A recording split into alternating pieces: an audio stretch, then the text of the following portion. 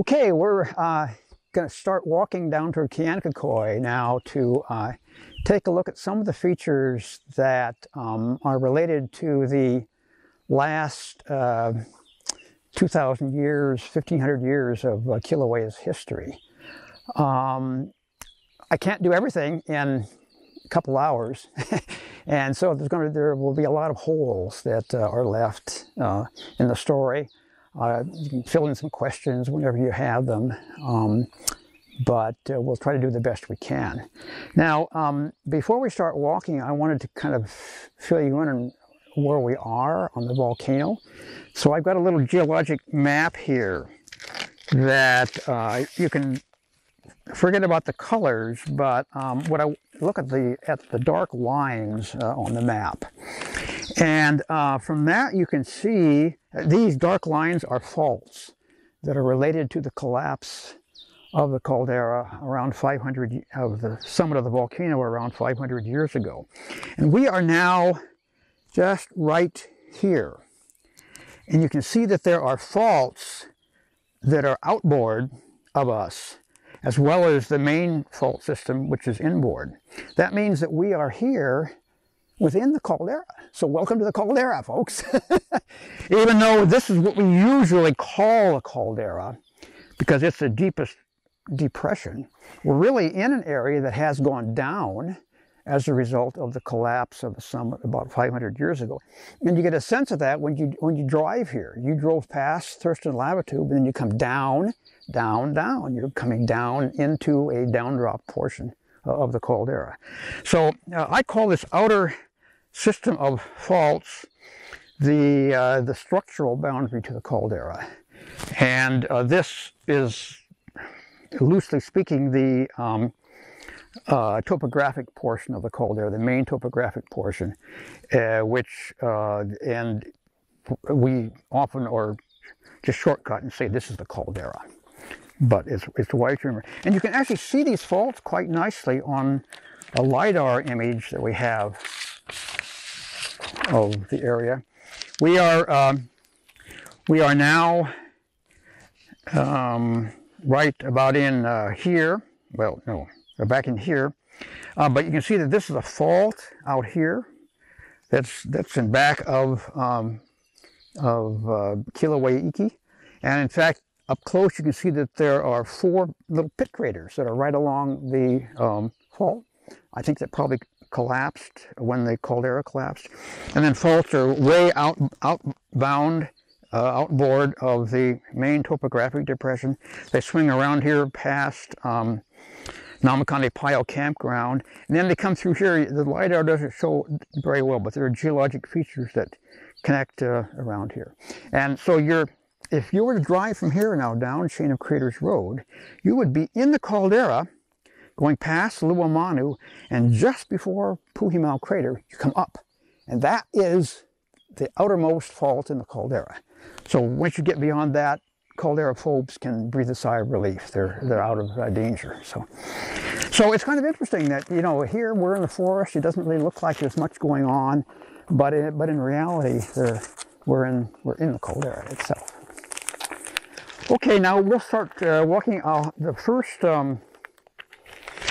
The first stop will be just inside the gate, so no one get too far ahead of me or behind me. And I am going to be walking as fast as I can, which is slow. So just bear with me.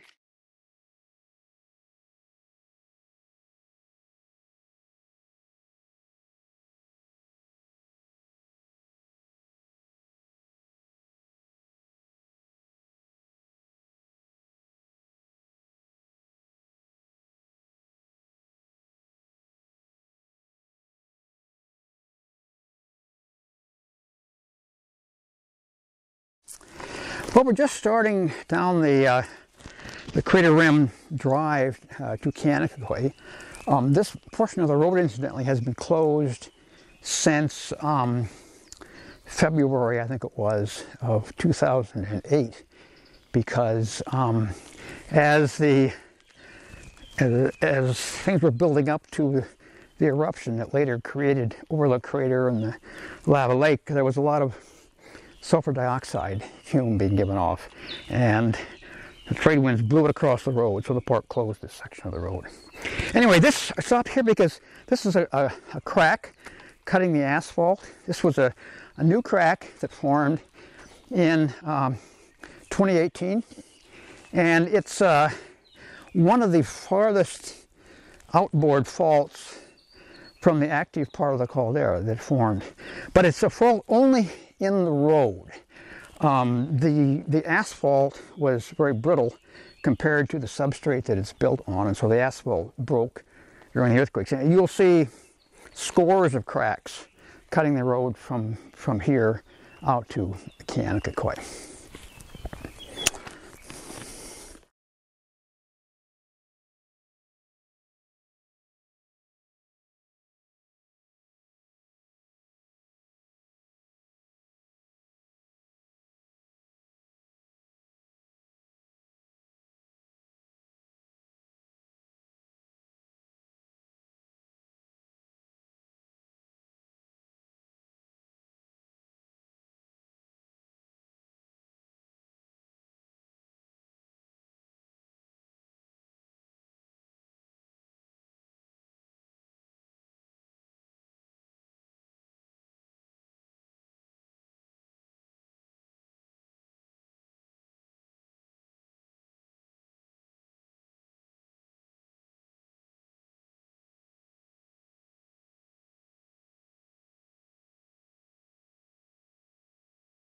We've been walking through the fallout from high lava fountains from Kīlauea that took place in 1959. And this is the deposit we have here from that, and you're welcome to take a look at it. It's some of this is pumice that will float in water. Much of it will not, though. There's really not a good name for this kind of stuff, scoria maybe, or whatever, but anyway, we use the general term Tephra for anything, any particles that are ejected by a volcanic eruption, so this we would call Tephra. Now, this is a photograph that was taken in 1959 during the eruption. The first episode of the eruption took place over a period of a week or 10 days, I've forgotten how long, and during a lull, the park came in here with a bulldozer and scraped off the road. So this is just like scraping off snow from a road. And so this photograph. So the banks of the Tephra on either side here are really thicker than the fall. They've been scraped up by the bulldozer. This was quite an eruption. This is a map showing the contours of thickness of the Tephra from the eruption here in Kīlauea. So it's this smaller set of ovals here. This is a larger set from an earlier eruption. We don't need to pay attention to that, but this is the eruption, and we are now about here in this. So we're just about at the thickest part of the Tephra fall. Now what happened here is something very interesting, and it's about the only biological thing that I know, botanical thing, but I'm going to be very careful with what I say here. But the feeling was, well, the Tephra that fell here is very glassy and abrasive, and it defoliated the trees along here, just scraped the leaves away. And so a park employee, a man named Garrett Smathers, a biologist, thought that he would do his PhD thesis on watching how the forest dies because of a volcanic eruption. In reality, to his astonishment and to the astonishment of his professor at University of Hawaii Manoa, Dieter Müller-Dumba, the trees came back to life. Air roots sprouted right away in the summer of 1959. The trees started growing again, and so the forest was rejuvenated. He and Smathers and Müller-Dumba have a really nice pamphlet about this area with all the plants that have come back during the course of time since 1959. Now it looks like many of the trees are dying back, and I think that's just a natural dieback. I don't, as far as I know, there's no disease that is coming in, catching the trees at all. But anyway, Garrett Smathers made quite a name for himself because he wrote his PhD thesis on how a forest survived being defoliated rather than how it was destroyed by the defoliation.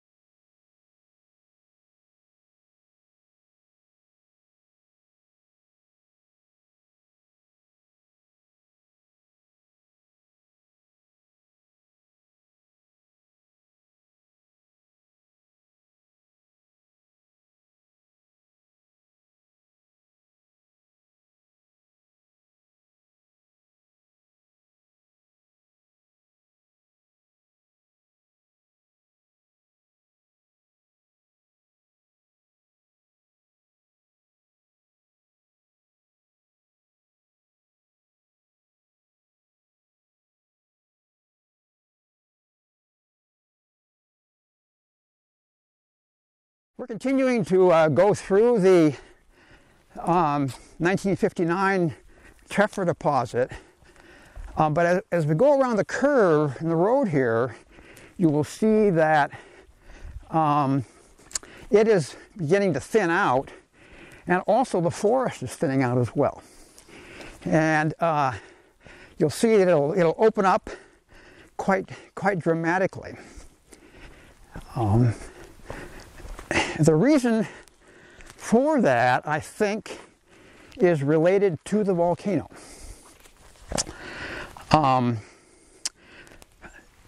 First of all, the substrate that the vegetation is growing on is the same here, all the way along the road into the area where there's very little vegetation. So it isn't a question of there being older soil here and younger soil there. But what is happening as we get closer to the edge of the forest, we're getting into the area of more acidic soil. Because the soil is more acidic because it's subjected to an increasing amount of SO2 rain, sulfuric acid rain, as we get closer toward Halemaʻamau. So gradually the quality of the soil decreases because of its acidity to the point where it's really difficult for much of the vegetation to sustain itself. So it's really quite a nice transition here. It used to be thought, Howard Powers, the scientist in charge at the Volcano Observatory in the latest 60s, thought that it was due to the fact that the 1790 eruption, which we'll talk about later, was concentrated farther west. Well, that was a really good idea, I think, but it turns out to be incorrect because I've mapped the 1790 deposit, and which just extends across this entire area. So it really isn't the fact that as we go west, we get into younger or more intense eruptive deposits. It's a question of what the sulfur dioxide fume is imparting to the soil in the way of its acidity.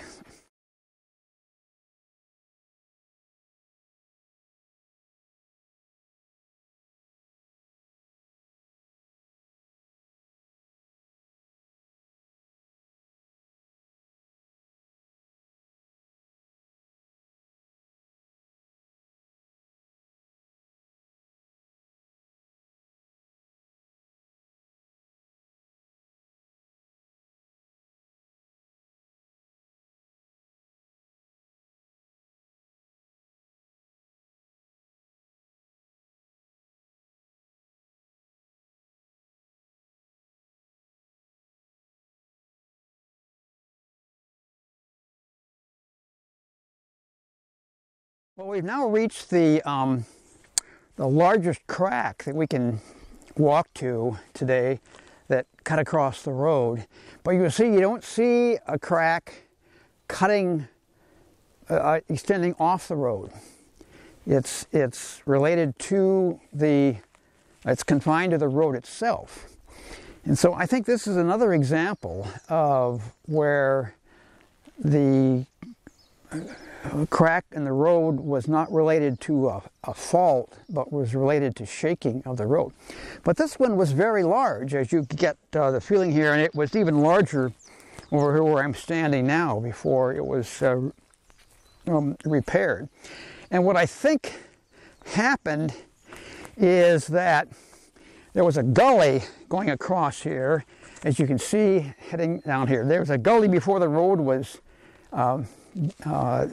paved, and I think it was the fill in the gully that was that shook and collapsed and caused the crack to form.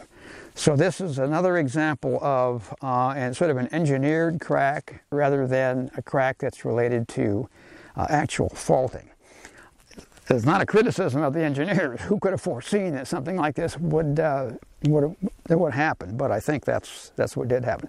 Now, well, from as far as we can walk, we'll see just beyond us some larger cracks, and those are tectonic cracks. Those are cracks that are related to ground cracks that extend off of the road itself. But everything we've seen here, walking in, is related to just the more brittle nature of the asphalt as opposed to its substrate.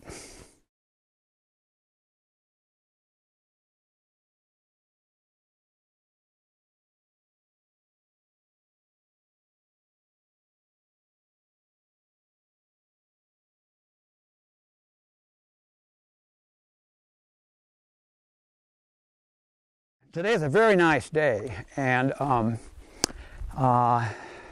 for those of you who haven't been here before, don't expect it when you come out here.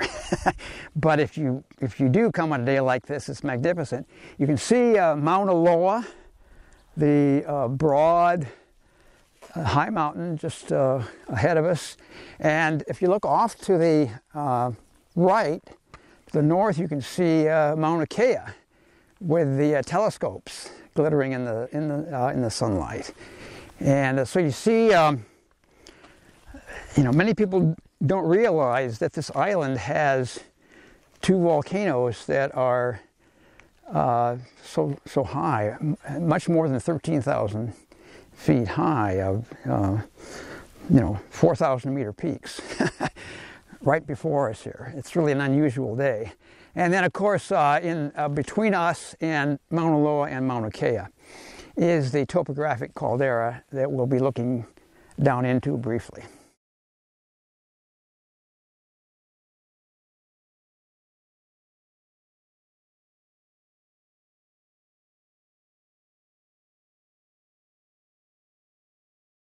Now you look off to either side of the road here, and you're continuing to see the 1959 Tephra, but you can tell that it's very much thinner than it was before we started, at the place where we started. So then the question comes in, what is the Tephra hiding? What is below the 1959 Tephra? And there are two things that are below it. First off, you would come down to a thick series of ash and tephra deposits from explosive eruptions between around 500 and 200 years ago. And I'll be showing you a lot of those deposits later in this walk. And they total a thickness over here of 3-4 meters, something like that. And then below them, you then get into lava flows. Lava flows that were erupted during the construction of the summit of Kīlauea between about 1000 and 1400 CE, AD. And it's those lava flows that constructed what we call the observatory shield. And all the lava flows that you can see over here in the wall of the topographic caldera, almost all of them anyway, were erupted during this time between around 1,000 and 1,400 years. So here you have the 1959 tephra, and the older tephra deposits obscure a really great thickness of lava flows that built a shield. The thickness of those flows totals something like 400, 500 meters, something on that order. So this makes it difficult for a geologist working here. If you're making a geologic map there, do you map what's at the surface, the 1959 tephra and the older tephra, or do you sort of see through that and try to map the lava flows underneath? And that's sort of a problem that we field geologists always face.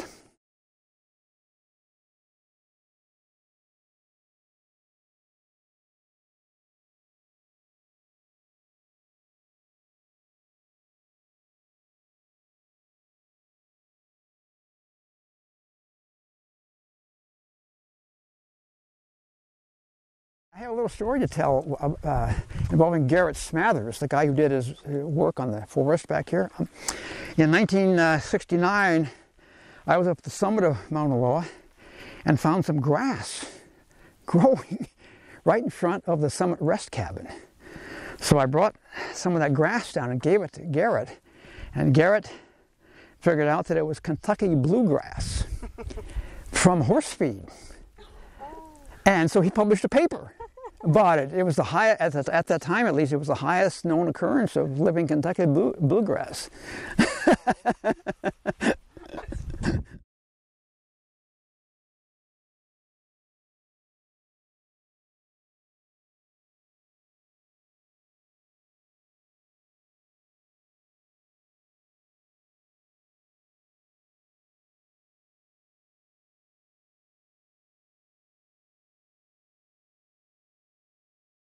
Okay, we're going to turn off the road now and walk out to a view spot here.